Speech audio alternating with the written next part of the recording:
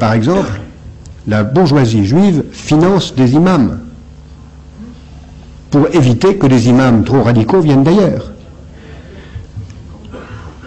En Europe, dans l'Europe continentale, d'autres pays sont dans la même direction. Je pense que la communauté juive, sous réserve de ce que les autres en voudront aussi, devrait en faire autant. La bourgeoisie juive finance des imams. De jouer un rôle, bourgeoisie juive finance des imams. La haine contre les juifs, ça suffit. On doit l'arrêter.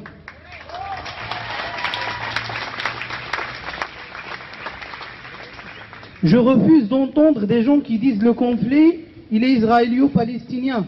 Il est israélo-Hamas. Il n'est pas israélo-palestinien. Il est israélo-Hamas. On doit nommer les choses avec leur nom.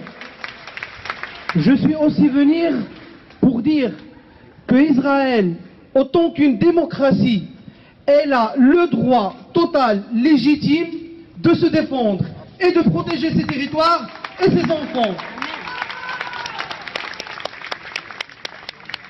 كنصرفوا لكم استاذ عبد الرحيم خميري في الضربه تكا يعني البوم تاعك هو اللي شدنا الميزان.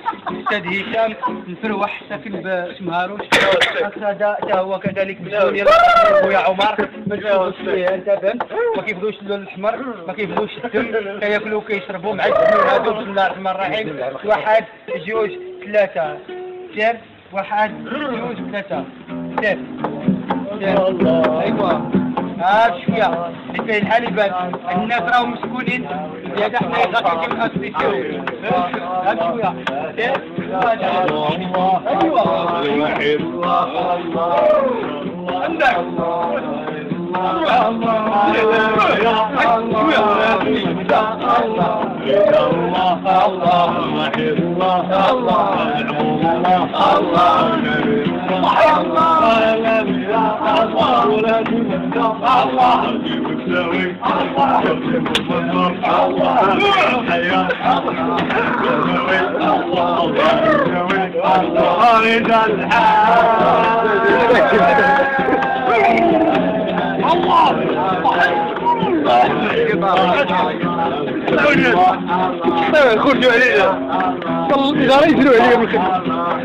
Par exemple, la bourgeoisie juive finance des imams pour éviter que des imams trop radicaux viennent d'ailleurs. En Europe, dans l'Europe continentale, d'autres pays sont dans la même direction. Je pense que la communauté juive, sous réserve de ce que les autres en voudront aussi, devrait en faire autant. La bourgeoisie juive finance des imams. De jouer un rôle, bourgeoisie juive finance des imams. Dans cette vidéo, nous allons vous expliquer le parcours schizophrène d'un homme qui est passé d'imam des foyers à l'imam de la mosquée de Drancy, qui est passé des fichiers de surveillance des renseignements généraux pour des prêches jugés extrémistes à la protection assurée par l'État français. En tant que président et imam de la mosquée de Drancy, sa mission commanditée par le CRIF et par Sarkozy est d'assurer la domestication de la communauté musulmane à travers le concept d'islam de France. Qu'est-ce que c'est là? Là, c'était l'ancien foyer. Là où il y a les... Oui, là, oui, absolument. Il y avait quoi là? C'était des islamistes qui avaient là-dedans? Oui, salafistes.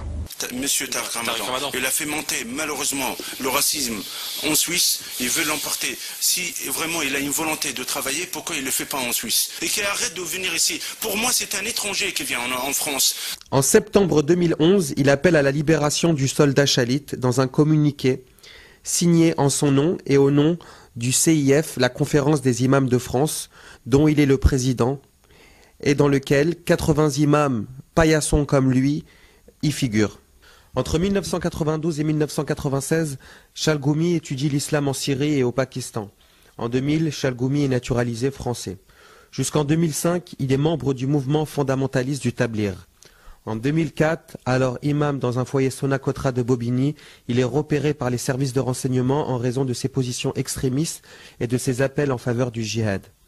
À l'époque, il défend avec vigueur le port du niqab dans ses prêches.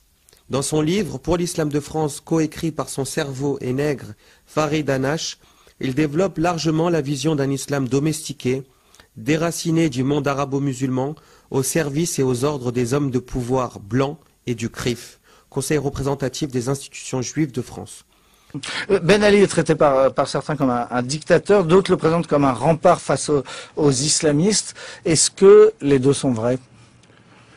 L'année 90, Ben Ali il a protégé la Tunisie d'une guerre civile. Ça, je le dis. À l'image de ce qui se passe oui, en Algérie. à l'image de ce qui s'est passé en Algérie. Regardez la situation de la Tunisie. Regardez l'image de la Tunisie, le mieux vivre ensemble. Ça, je trouve quand même un exemple. Je suis fier quand je descends. Vous savez, monsieur Chalgoumi, moi j'ai lu votre livre, je pense que les Français d'ailleurs devraient le lire, l'Islam de France. Vous êtes d'une dureté à l'égard des fondamentalistes, des islamistes, vous dénoncez le fascisme vert et vous avez raison de le faire. Je vous ai entendu dire que l'immense majorité des mosquées étaient vides justement.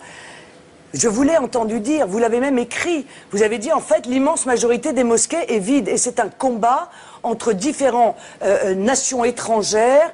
Voilà, concrètement, on parle d'un islam de France depuis longtemps. Ça, c'est le slogan du président de la République, le slogan des imams modérés. Pour mieux comprendre les raisons de la création du concept d'islam de France, il faut remonter à 2003, quand le ministre de l'Intérieur de l'époque, Nicolas Sarkozy, créait le CFCM, officiellement destiné à représenter les musulmans de France. En réalité, c'est une opération de domestication de la communauté musulmane qui est voulue par l'État, opération qui s'est heurtée aux intérêts contradictoires des organismes représentatifs de l'islam en France. L'échec du CFCM à s'affirmer comme véritable organe de représentativité de la communauté musulmane a fait prendre conscience à l'État français de la nécessité d'une approche différente. Celle-ci fut notamment développée par Farid Hanash avec l'objectivation du concept d'islam de France, c'est-à-dire un islam soluble dans la République, tel que les politiciens au pouvoir la conçoivent. Ce concept est construit d'une part pour permettre aux puissants de maintenir le statu quo dominant-dominé, conserver le pouvoir, les mairies et les députations des villes de banlieue, et d'autre part, permettre au CRIF d'assurer l'une de ses priorités, empêcher l'émergence d'une communauté musulmane indépendante et politisée qui à terme aurait le poids nécessaire pour remettre en question ses privilèges sur le territoire national et la politique étrangère de la France en faveur d'Israël.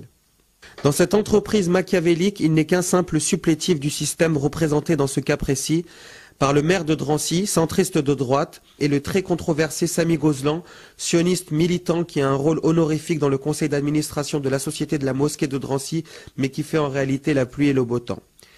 Il est très courageux, et c'est ce qui fait mon admiration, et c'est pourquoi il a mon soutien. Il est à noter que Jean-Christophe Lagarde est responsable de l'édification de la mosquée municipale et parrain institutionnel de l'apprenti théologien. Jean-Christophe Lagarde souhaite, à travers le concept d'islam de France et à travers l'imam Chalgoumi, domestiquer les musulmans de sa ville à travers l'islam de France. Il souhaite être le pionnier de la construction d'un laboratoire et vitrine de l'islam de France dans une ville de banlieue à forte population musulmane. Le CRIF souhaite, à travers le concept d'islam de France, briser le soutien de la communauté au peuple frère palestinien et tout ce qui pourrait nuire aux intérêts israéliens. Le CRIF souhaite empêcher par tous les moyens l'émergence et l'émancipation d'une communauté musulmane indépendante. Merci infiniment. Est-ce que vous pouvez, pour terminer, regarder la caméra ici et dire tout de suite d'autres infos sur la chaîne Info, cette caméra-là? D'autres infos sur la chaîne Info, à vous. D'autres infos sur la chaîne Info, allez-y, dites-le. Voilà, je souhaite vraiment qu'exercer l'islam de France et que la réalité, notre avenir, aura un honneur. D'accord, c'était une formule rituelle, mais bon, c'est pas grave. Merci infiniment, Hassan Chalgoumi, le journal à suivre.